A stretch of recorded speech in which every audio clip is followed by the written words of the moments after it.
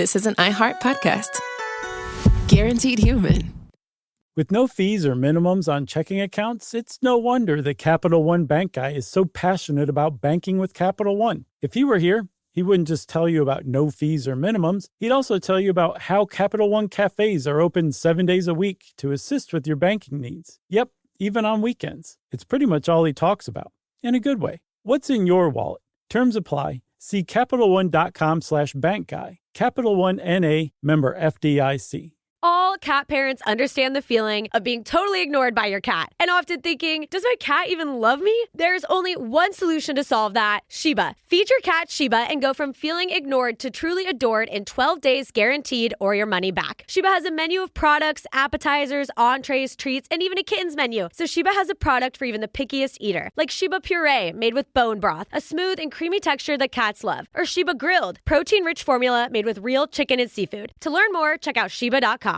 Hey everybody, it's us, Josh and Chuck, and we want you to know we are coming somewhere near you, we're sure, if you live in North America this year. That's right, we're going on tour, and why don't we just rattle through these dates? Okay. Toronto, August 8th at the Danforth Music Hall. Chicago, August 9th, the next day at Harris Theater. Then we are taking some time off to recover after that 2-day grind. We're hitting Vancouver. The Vogue Theater, September 26th, followed by Minneapolis. We're going to be at the Pantages Theater again on September 27th. That is correct. Yep, and then Austin, Chuck, on October 10th at the Paramount Theater. Yes, and very special show in Lawrence, Kansas at Liberty Hall on October 11th. Yep, and then we're going to do a 3-night stand, October 22nd, 23rd, and 24th at the Bell House in Brooklyn, New York, and then Chuck, take it home. Well, take it home literally, because we are finishing up November 4th right here in Atlanta at the Buckhead Theater, and this is a very special benefit show. And all the proceeds will be going to Lifeline Animal Project of Atlanta and the National Down Syndrome Society. Yep, and for more information and to buy tickets, just go to sysklive.com. Welcome to Stuff You Should Know from HowStuffWorks.com.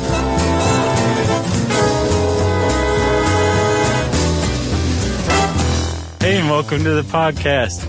My name is Josh Clark, and I'm proud to introduce my partner, co-host in crime, one of those two, Mr. Charles W. Chuck Wayne Chuck Tran Bryant. Chuck Tran. Yep. And this week, Chuck, we have a very special guest producer filling out the seat. That's right. It is the rump of Noel Brown. Yeah, Jerry's. She's at the beach because she needs a vacation. I'm getting pale, guys. Yeah, Jerry's romping at the beach with her wife and her daughter and a bunch of friends, and, you know, I think that sounds lovely. Well, yeah, the beach rocks. I'm going to the Who beach doesn't like the in September. beach, you know? Even Miley Cyrus likes the beach now. I don't get it. She's got this new single out about how her boyfriend introduced her to the beach. It's a pretty sweet song, actually. You know this stuff. My wife introduces me to things sometimes right, that I otherwise would never, ever have come across. Like, I can pick on you for that, but I would never pick on Yumi for that. Right, sure. You know. What are you, a monster? Yeah, you don't pick on a man's wife. Right. So, yeah, it is a cute, sweet song, though. I can give it a hearty endorsement. Emily has her little secrets, too, from Even Me. She was singing this song the other day that was on some TV show. Mm-hmm. I was like, how do you know this? I've never heard this song. And she said, no, you know, it's a song I know. What song? I don't even know what it was. It was just some kind of bubblegum poppy thing. And that's kind of not her.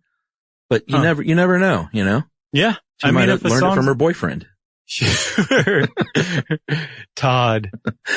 Oh, Todd. Todd's into bubblegum pop. He's a jerk. He's got frosted tips on his hair. He's got a severe ombre. So which one are we doing?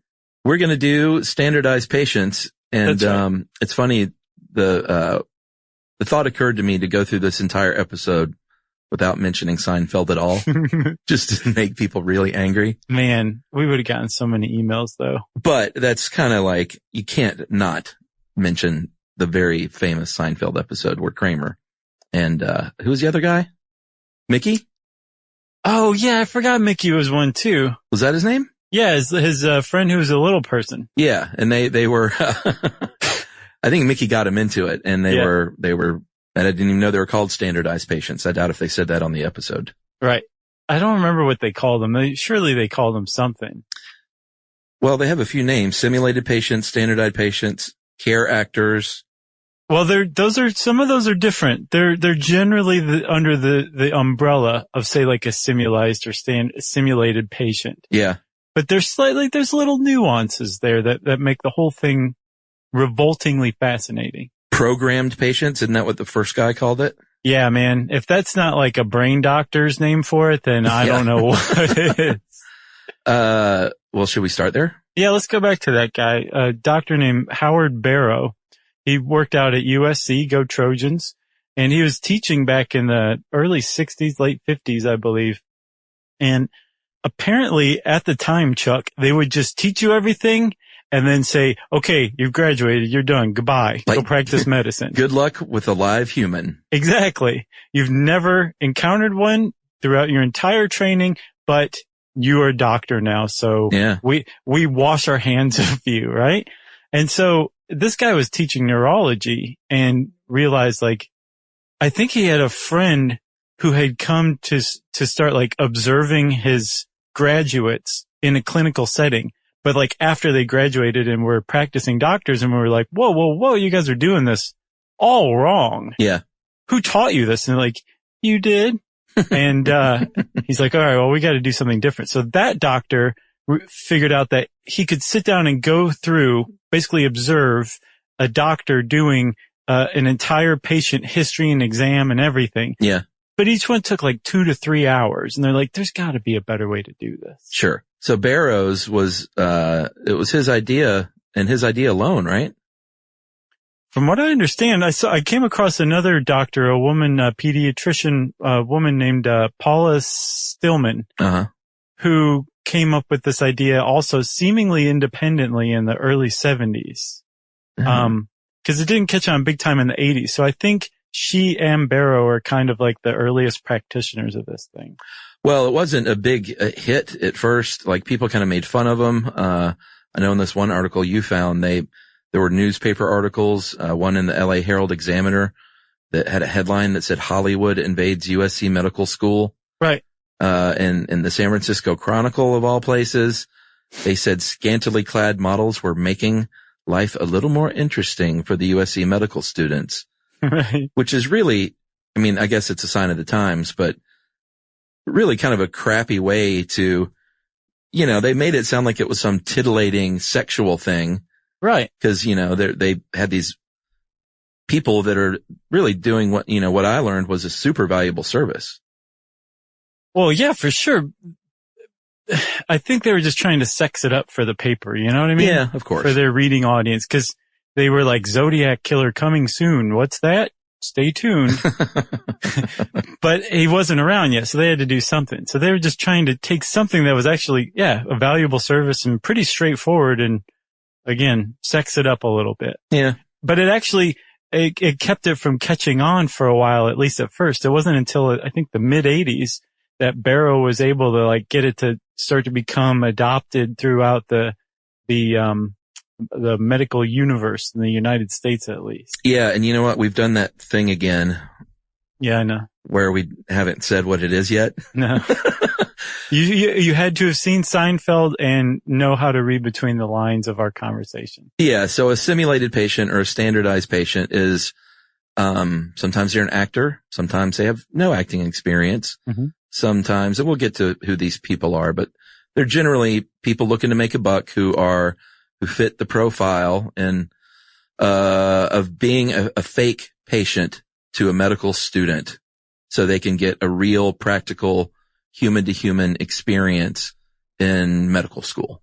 Exactly. Because there's a big difference between book learning and real life, right? Yep. And if you're a doctor, a huge part of your job, especially, non-surgical doctoring, is conversing with a human being, a patient, and on the one hand, treating them as a human being, not a set of symptoms. That's a big one. But then also, getting out of them what's wrong with them so that you can diagnose them. Yeah, I thought this was all sort of just about bedside manner and like being, because it's a big part of the job. Sure. You want a doctor. If you've ever had a doctor that had a poor bedside manner, you know what I'm talking about. Mm-hmm. If you haven't, then you might take it for granted that everyone's like that, but that's not the case. Right. But the second part of that I didn't really think about, but the director of the standardized patient program at University of Pittsburgh School of Medicine, Valerie Fulmer, who I don't know if they interviewed her for this or if she was they pulled some quotes, but I never really thought about it. She said communication is at the root of proper diagnosis, patient safety, and patient satisfaction, and miscommunication can lead to medical error. So they have to, Sure. A big part of the job is drawing out of the patient what the heck is wrong with them, because they can examine until the cows come home, but they need words. Right. So a patient who comes into the doctor's office or the ER isn't going to be like, I have an abscess on my right kidney that needs to be treated or else I'm going to die of sepsis in the next 12 hours. It's my side hurts. That's what you get. Yeah. So you have to ask more questions and know what questions to ask. So it's diagnosis, learning how to diagnose from talking to people and drawing info out of them. But that bedside manner, that's not to be overlooked. Like that's a big part of it because, if people start to think every doctor I've ever interacted with treated me like I was just a bag of organs and bones. Yeah, which we are. Couldn't care. But you're not supposed to let on that everybody's like that. We all have to pretend in this big grand manner, right? Exactly. But it'll keep you from going to the doctor. And if you stop going to the doctor, then health problems can start to accumulate. And it's all the doctor's fault for being a sociopathic jerk. Well, yeah, but you also, in that, which one were we talking about? Doctors being too empathetic. The empathy one. Oh, yeah. Okay. There you have it. Yeah. You didn't want a doctor who fell to pieces. No, you need to learn to walk that fine line between being too clinical and, too much of an empath to where the patient feels at ease and taken care of, but you feel confident and they're not like breaking down and crying because they have to tell you that you may be dying, let's say. Yeah, but the lady from the University of Pittsburgh who was interviewed in this article points out that she remembered at least one medical student who did break down because of an interaction with a simulated patient or standardized patient. And that's the point of a simulated or standardized patient is so that you can go ahead and break down like that and get it out, in basically a classroom setting so that when you encounter this in the real world, you'll have already gone through that. Yeah. And, we'll get into the nuts and bolts of it in a bit, but, if you're wondering if you want to go do this, if you have to get a prostate exam, you don't have to, but if you're open to that kind of if you're into action, you can sign up for a more intense, and I imagine those are the ones that pay a little bit better, but you can go in and volunteer for a prostate exam or breast exam or anything that involves something a little more, invasive. Yeah. But you're not going to get cut or you're not going to get needled or anything like that. They're not going to practice that kind of stuff on you. Right. I was reading the FAQ on the University of Pittsburgh site about their simulated patients, and they point out that simulated patients will not be given drugs. Yeah. They're not going to inject you with like a cocktail of antipsychotics for the simulation. Hey, this may be a good way to score. Right. But it's on you as the simulated patient to act as if you're going through a psychotic break right then, potentially, so that the doctor can learn how to deal with that kind of thing. That's probably one of the more dramatic examples. I think a lot of them are a lot more pedestrian, but that is definitely in the mix as well. Well, even though you're, as we'll see, you sort of, it's not scripted. You do have to be an improviser of sorts, but you're supposed to stick to I don't think you're supposed to throw them any just curveballs that you think of in the moment. Right. Which is what I would want to do, which is probably why I would not be a good SP. That's what Kramer did. Yeah. He kind of made it into like a real acting gig, right? Right. And they say that actors can be good at this, but it's not acting. Like they point out that, you're not searching for moments of drama. Right. You're not there to entertain. You're not there for playing, You're not playing to the audience. So yeah, it could be helpful to learn, say, I don't know, would it be character acting or method acting in this one? Probably method acting. So it would be useful to learn some nuts and bolts of that, just practice and rehearse that type of acting.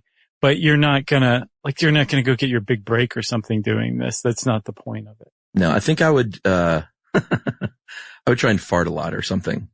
Just something very subtle. That'd be your trademark? Yeah, cause, that would be in the lounge afterward. They'd all be like, did you get the guy that I think he was farting?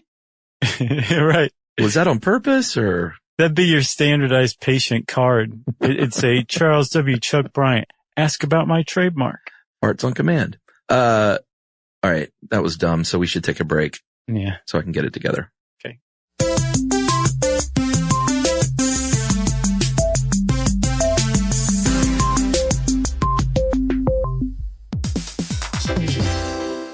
Hey everybody, we're here to talk to you about Wayfair, who believes that spaces should be functional, they should be comfortable, they should be well-designed, and they can be well-designed by you with their help. Your updated space should feel more comfortable, inviting, and practical for everyday use. And we're talking about outdoor seating. We're talking about grills. We're talking about major appliances. If you need storage solutions, Wayfair can help you out. Patio lighting, rugs, decor. It is your one-stop shop for home. Yeah, I mean, it's getting nice out, so it's time to think about living outdoors for the next few months. And Wayfair knows that outdoor furniture, it's heavy, it's intimidating to assemble. So Wayfair has stepped in and said, we're going to handle the hard part so you don't have to. That's right. You can shop Wayfair Verified, your shortcut to the good stuff. And that means their team of product specialists are going to vet everything by hand using a 10-point inspection, testing things like, quality materials, functionality, and features, and even how long it takes to build that piece of furniture. And the overall experience save time, reduce hassle, and improved convenience. Patio season is here, and these deals won't last. So head to wayfair.com right now to get your outdoor space ready for way less. That's WAYFAIR.com.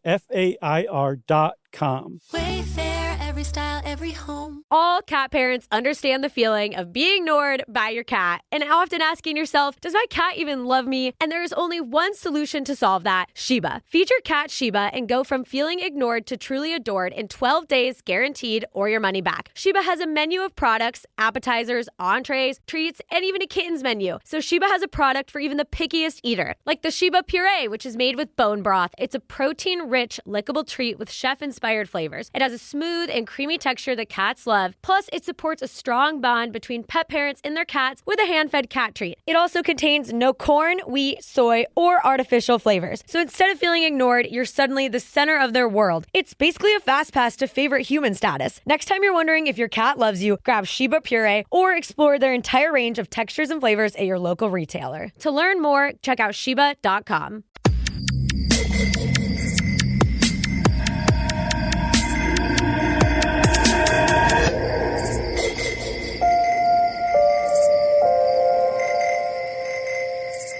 So Chuck, let's get down to the nuts and bolts, the nitty gritty a little bit, right? So Okay. I said earlier that all of this kind of falls under the umbrella of a standardized or a simulated patient.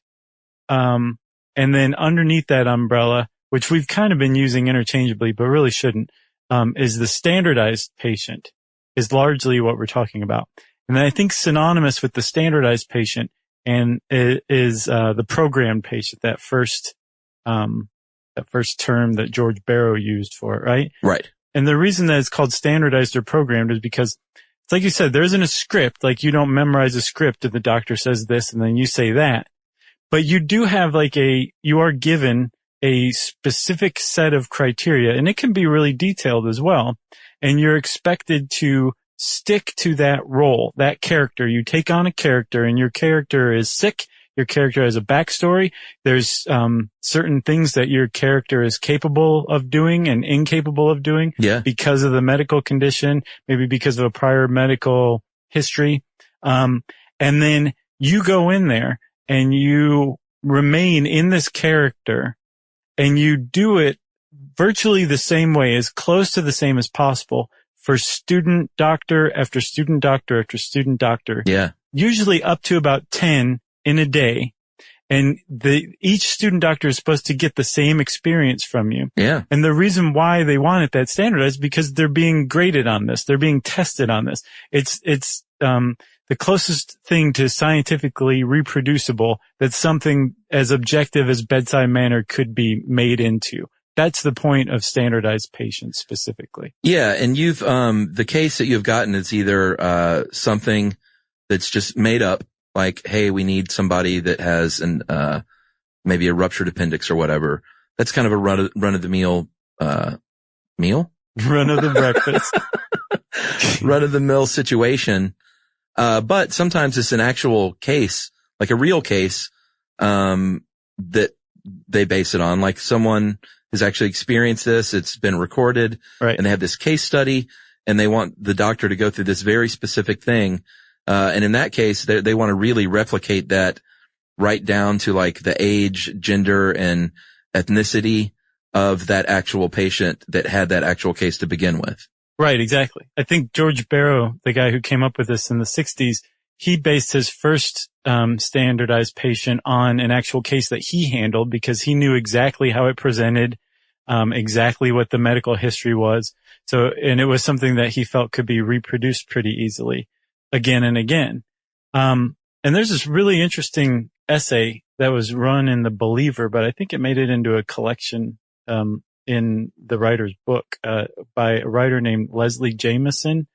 And the name of the essay is The Empathy Exams. And it's about her experience as a standardized patient. Oh, wow. And it's really, really interesting just how she's really investigating the character that she's given. Like, I think her main character, she's got more than one.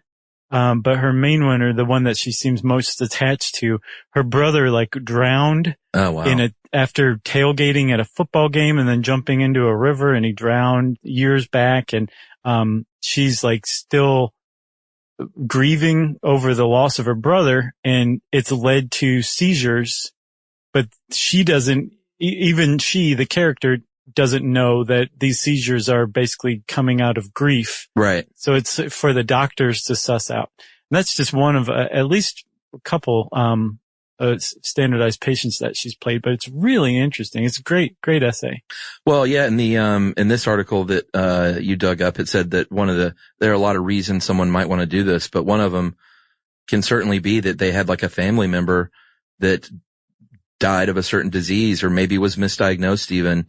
Mm-hmm. So they feel like this is like something they can do to kind of help out that kind of research or whatever, you know?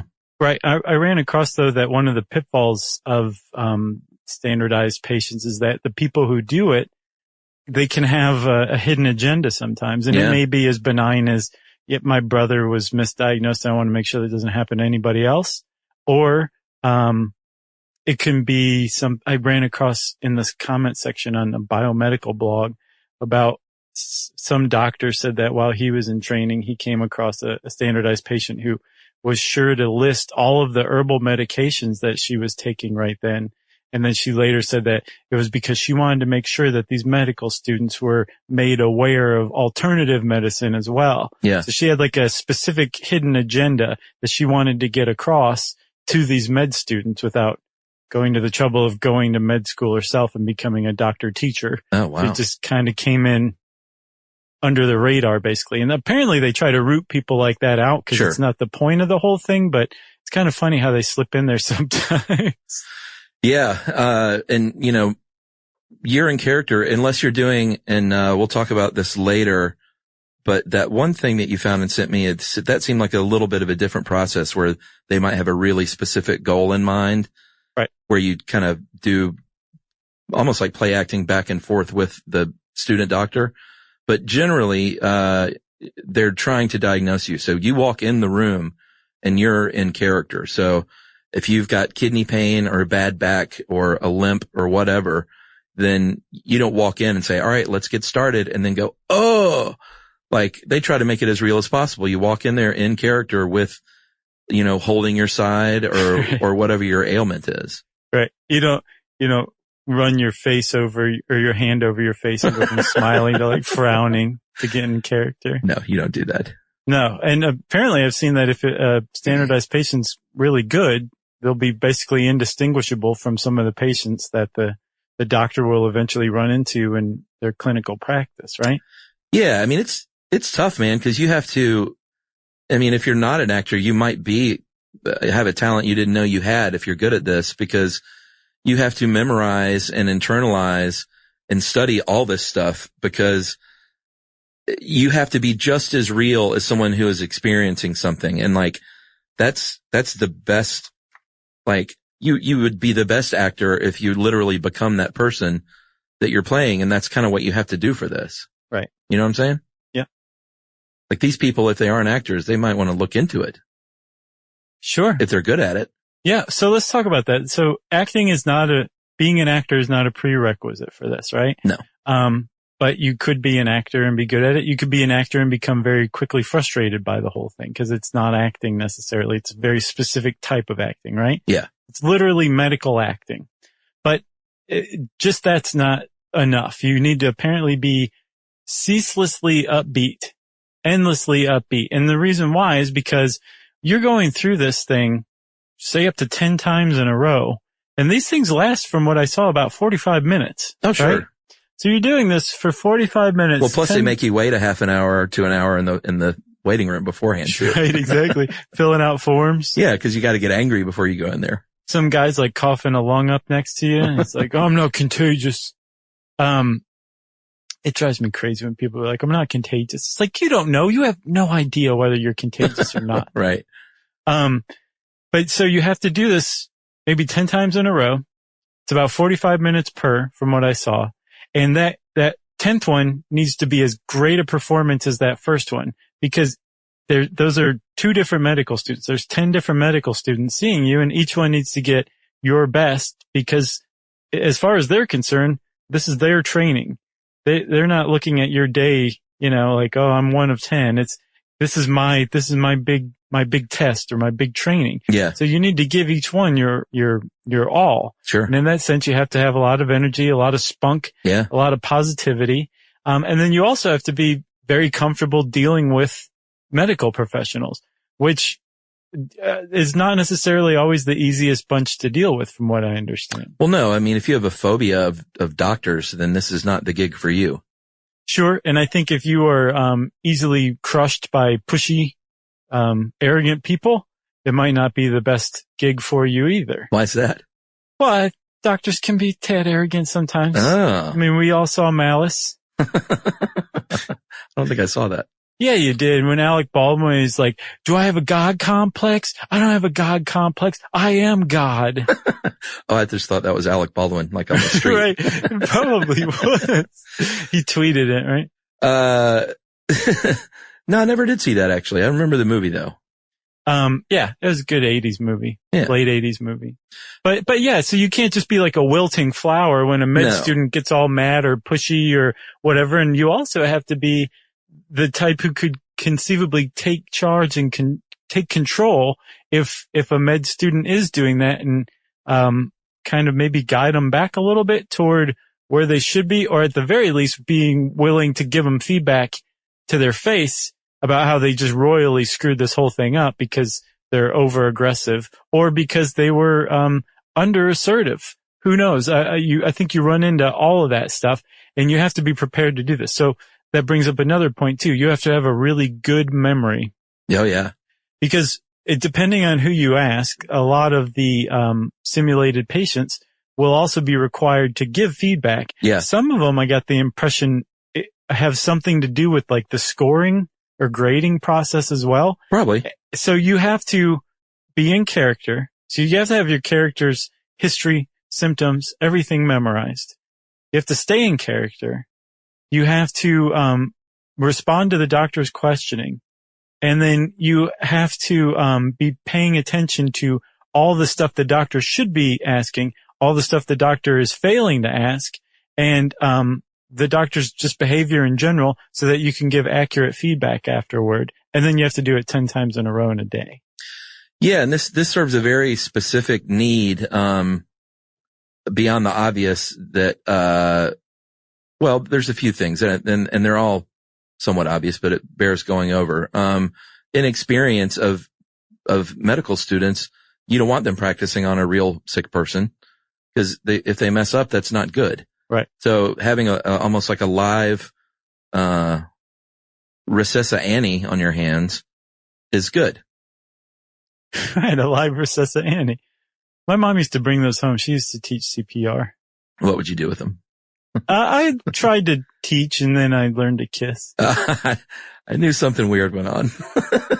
I tried to learn CPR here. I think I've learned it like 4 or 5 times in my life. I just keep forgetting it. So the one thing I do remember is you want to do it to the, you want to press the, what is it called where you give chest compressions to the beat of Staying Alive. Oh, ironically. yeah.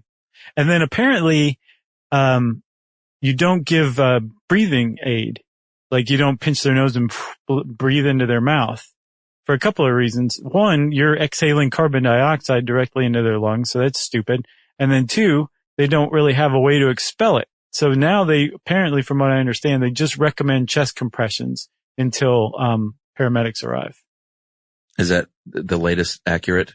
I don't know. I should probably look it up before we publish this. Yeah, we should say too that we're not trained medical professionals. No, we're not even trained medical actors. And you are now taking life-saving advice from a guy who learned to kiss from a lifeless, synthetic. She wasn't lifeless when I was kissing her. She went, ooga afterwards. Right. Her little curly wig spun on her head. All right. So the first thing is inexperience. You don't want a medical student to be messing up on real people. Number 2 is availability. They have to run the gamut of medical issues, and you just can't count on having real, being able to source real patients with that specific problem. So it's really easy just to teach someone to act like that.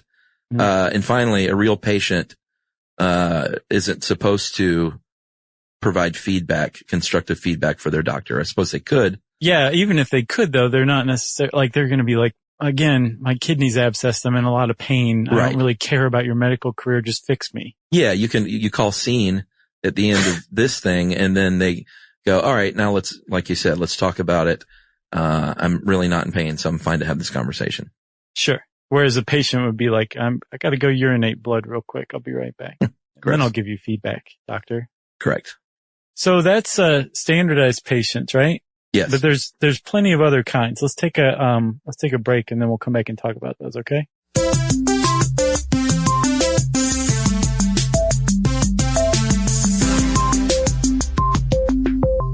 All cat parents understand the feeling of being ignored by your cat and often asking yourself, does my cat even love me? And there is only one solution to solve that, Sheba. Feed your cat Sheba and go from feeling ignored to truly adored in 12 days guaranteed or your money back. Sheba has a menu of products, appetizers, entrees, treats, and even a kitten's menu. So Sheba has a product for even the pickiest eater, like the Sheba Puree, which is made with bone broth. It's a protein-rich, lickable treat with chef-inspired flavors. It has a smooth and creamy texture that cats love. Plus, it supports a strong bond between pet parents and their cats with a hand-fed cat treat. It also contains no corn, wheat, soy, or artificial flavors. So instead of feeling ignored, you're suddenly the center of their world. It's basically a fast pass to favorite human status. Next time you're wondering if your cat loves you, grab Sheba Puree or explore their entire range of textures and flavors at your local retailer. To learn more, check out Sheba.com. Spectrum Business keeps businesses of all sizes connected seamlessly with fast, reliable internet, advanced Wi-Fi, phone, TV,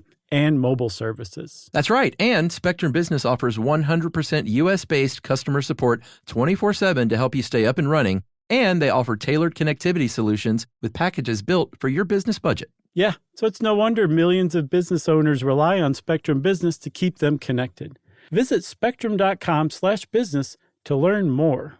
Restrictions apply. Services not available in all areas.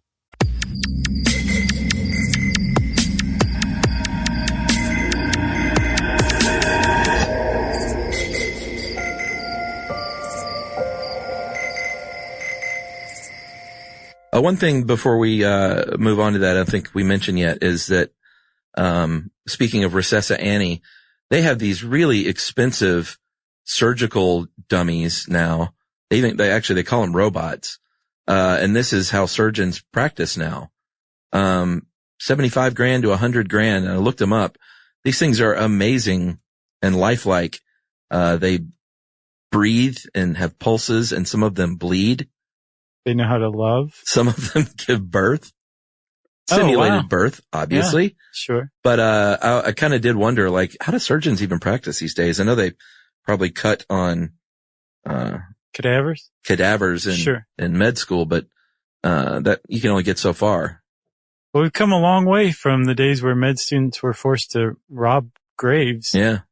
Now we've got $100,000 Cadillacs of robots ready for surgery. Yeah, I mean, they look like, some of them don't have, if they don't need it, they don't have legs and arms, but they cover that up just to make it a little more realistic. Sure. But they have guts, and this one dude I saw had like kind of a 5 o'clock shadow beard.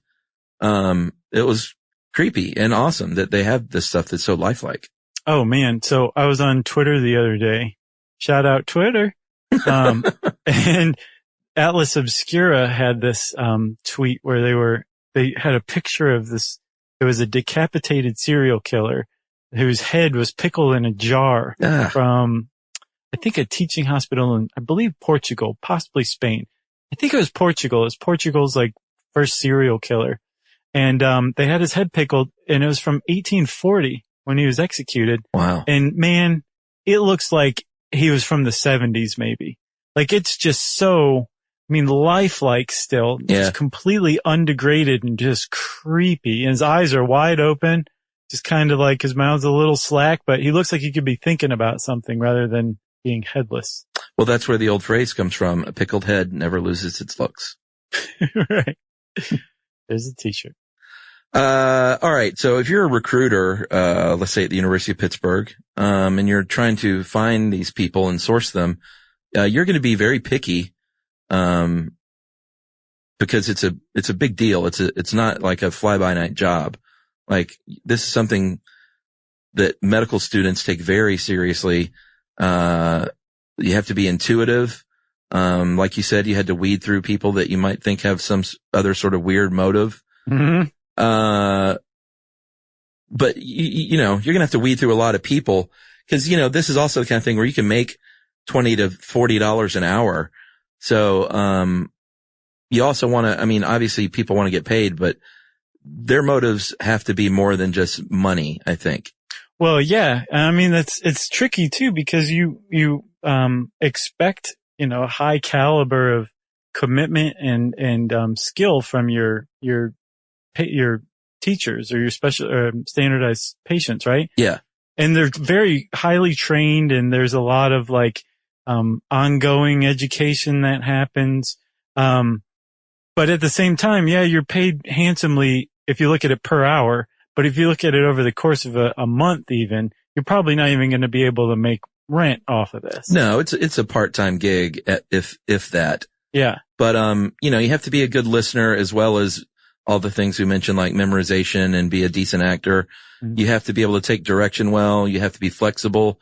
If they change something up on you, like if it says in here, if the simulation isn't achieving the desired goal, they may come in between sessions and say, hey, listen, I think we had the wrong approach here. So can you do it this way?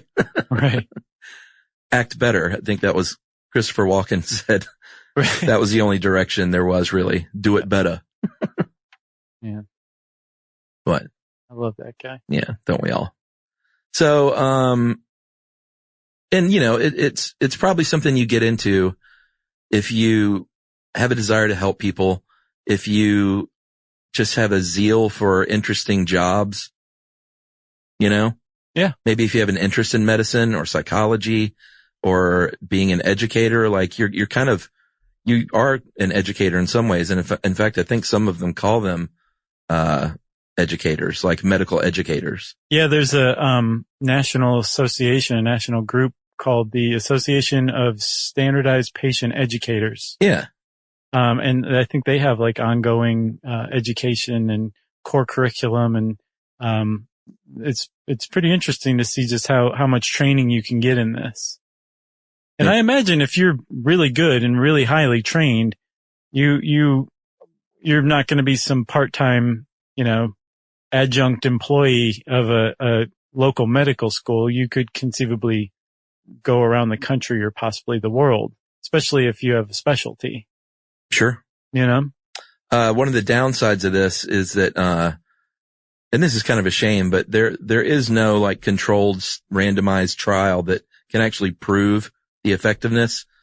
But by all accounts across the board, everyone says this is super important and highly, highly effective for students. Yeah. They just can't prove it. Yeah. It drives them crazy. Probably so. So you've got standardized patients. One of the other ones you touched on that's worth diving into a little more are care actors, right? Yeah. They fall under that same umbrella of a simulated patient, but these guys are, whereas like a standardized patient is really going to help a, second or third year medical, student who has no clinical experience whatsoever. Yeah. And is learning the very basics of like physical exams or bedside manner and all that stuff. A care actor is much more useful for somebody who's already in practice and has a lot of experience, but just wants to get better at it. Sure. Right. So like a care actor will basically be there to ad lib a little bit based on whatever the doctor wants to work on. Say the doctor wants to work on empathy. Right. Rather than go through the whole history and the whole patient encounter from beginning to end, they're going to focus on that one part of the patient-doctor interaction. And they're going to do it over and over again. There's an ability, rather than having to start at the beginning and finish at the end, you can stop and try something over again if you didn't like it or you want to repeat it. Like I said, there's a lot of ad-libbing. And the doctor can say, okay, we're going to do a patient who has psychosis and is in the midst of a psychotic break, and it's on a scale of 1 to 10, it's an 11, and I need to be empathetic. So let's try it. And then they're going to go from there, and they can just kind of switch it up as need be. Yeah, and I think this is really cool because the doctor can get as specific as they want. They can say like, you know what, I feel like I have a pretty good bedside manner, but I have a really hard time dealing with patients when they get angry at me.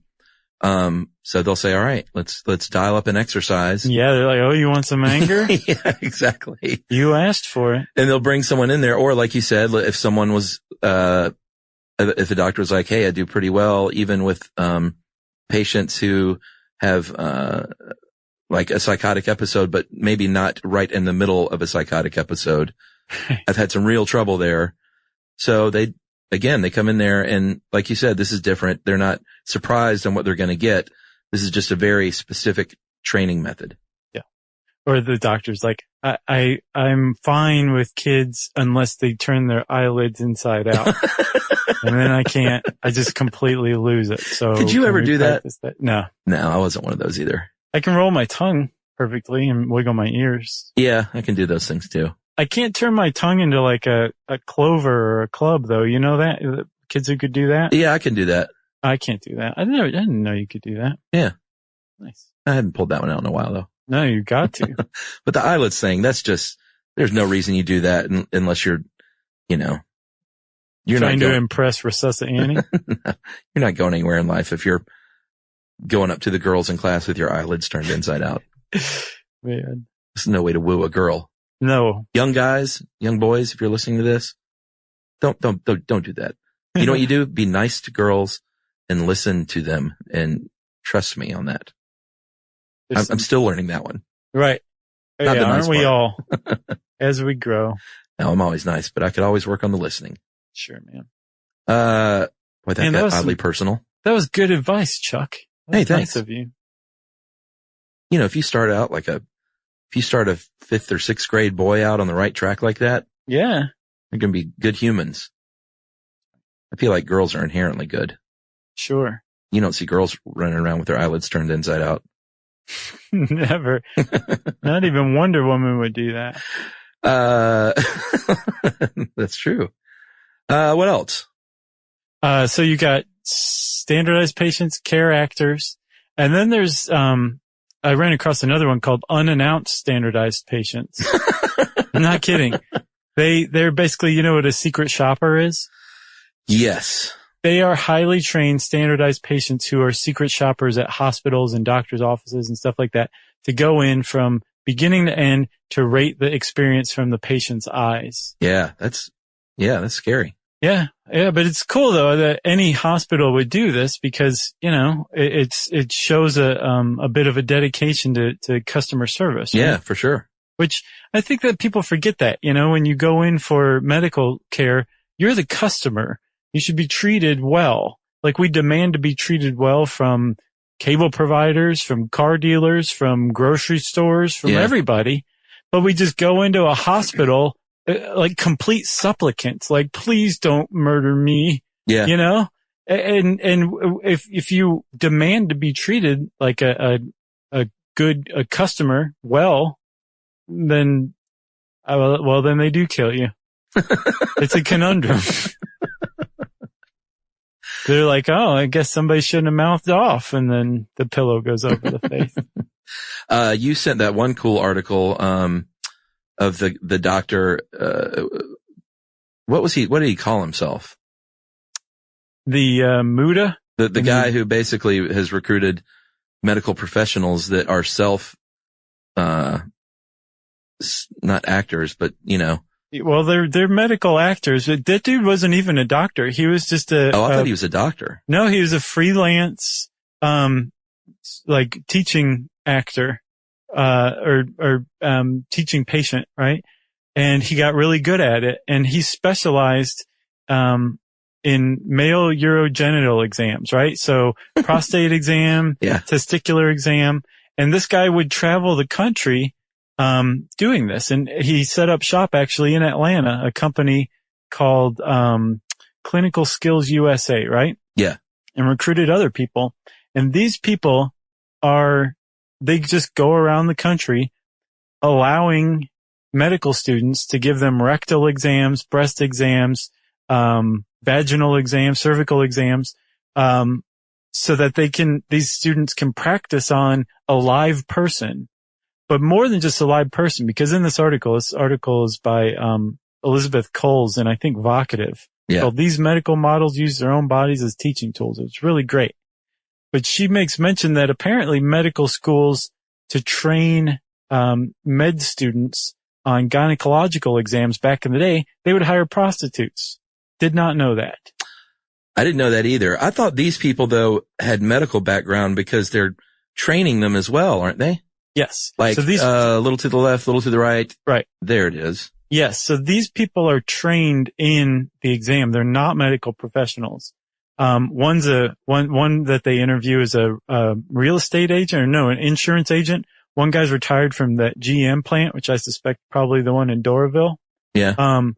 And no, they know what the exam is supposed to be like. And then they've subjected themselves to the exam so many times that they pointers. Know the right way to do it so well that they can teach med students how to do it. But this is still under the supervision of trained professionals, right?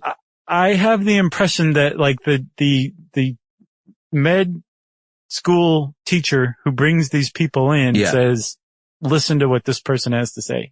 They're the trained professionals. All right. Wow. That's interesting. Yeah. So this one guy who's, a male urogenital teaching associate that they interview, Mike Manning, he said that he estimates he's had somewhere around 4,000 prostate exams. Oh man. In 9 years. Wow. So yes, that guy probably knows more about how to give a prostate exam than anybody in the world. Well, I saw the one picture, of the guy, like, bent over the table, and it's from, his front.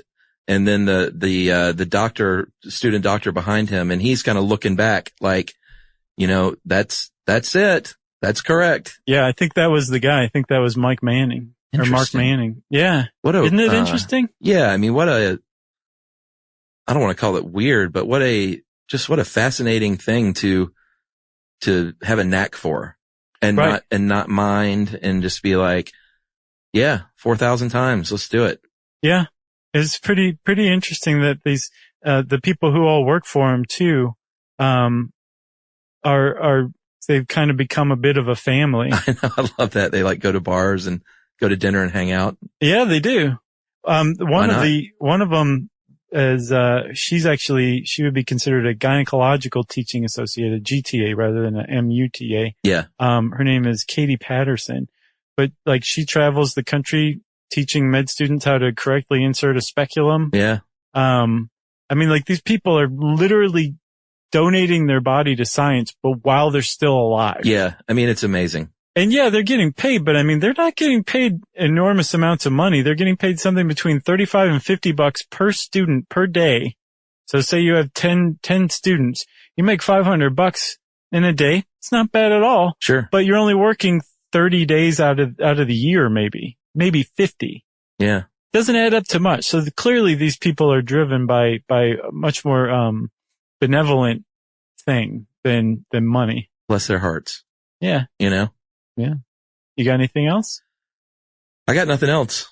This one turned out better than I thought, Chuck. Yeah. I think if you, maybe if you're out there and all this sounds like, hey, I could probably do that and have a desire to help people learn. And I don't mind being, poked and prodded and I want to make a few bucks. Look into it. We should reiterate that the people who are the male urogenital teaching associates and the ladies who are the gynecological teaching associates, they're very specific. And yes, you could say, I want to sign up for rectal exams, and they'd say, come on in. We need rectal exam volunteers bad. Right.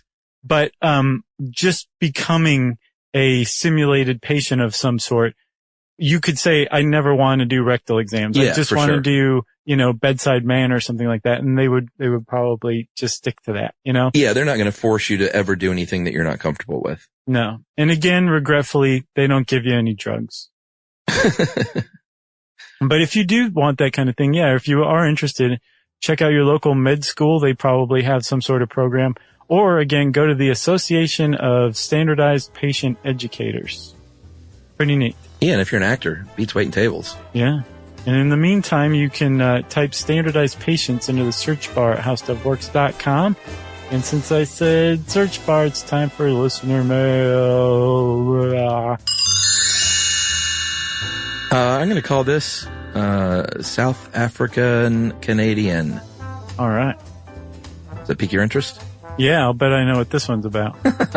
Hey guys, never really had a reason to get into contact into now since you announced your tour up to Canada, and that fired my cylinders into action.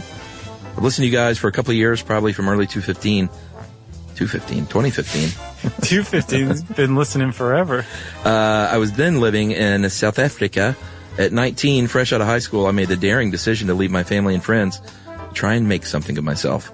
I have Canadian citizenship as well due to my father being born in Toronto. Or Toronto. Toronto. So I landed there in Toronto early last year and made my way a little east and then a lot west to Vancouver, where I will be seeing you in September of this year. Awesome. The point is, being away from family and friends is brutal. At a 9-hour time difference, and brutal turns to lethal. I often feel lonely or anxious of the future, and when this happens, Stuff You Should Know and the three of you lovely people make it not seem so bad, as it feels like there's someone right here with me, chatting casually about some neato topic. That is very sweet. It is. So I just want to say thank you for making this move tolerable when it feels sometimes not so great. Who's that? That is Kaya H, and I don't know if Keya is... Kaya? Kaya. Kaya. Yeah. H. I don't know how Kaya identifies on the gender spectrum. Well, who cares? Right? That's right. KH. The H stands for how are you? I just wanted to use the right pronoun, you know what I'm saying? Sure. So what's that one? Is it cis? Cisgendered? Like gender neutral? I'm not sure. How about they? Sure. I think they is like making a big push right now. Well, a nice email from they. Yeah. Thanks a lot, Kaya. That's pretty awesome. Congratulations for striking out on your own. It's pretty amazing. And thanks for coming to our show in Vancouver. And even more than that, thanks for giving us a reason to plug our show in Vancouver and the rest of our tour, where people can get tickets at sysklive.com. And right. All right. Well, if you want to get in touch with us like Kaya did, you can tweet to us at SYSK Podcast. You can join us on Facebook.com/Stuff You Should Know. You can send us an email to stuffpodcast@howstuffworks.com. And as always, join us at our home on the web, stuffyoushouldknow.com. For more on this and thousands of other topics, visit howstuffworks.com.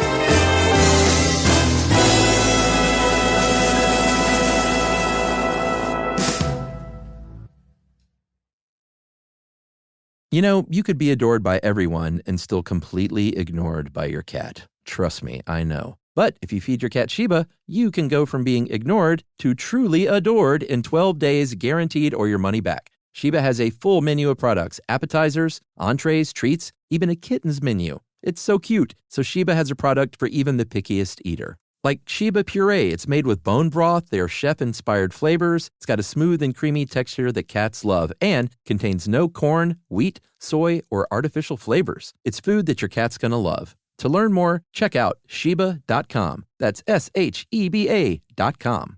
Service opens doors, and at American Military University, it can open doors for the whole family.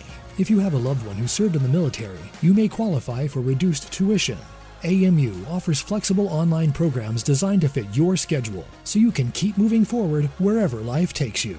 Learn more at amu.apus.edu/military.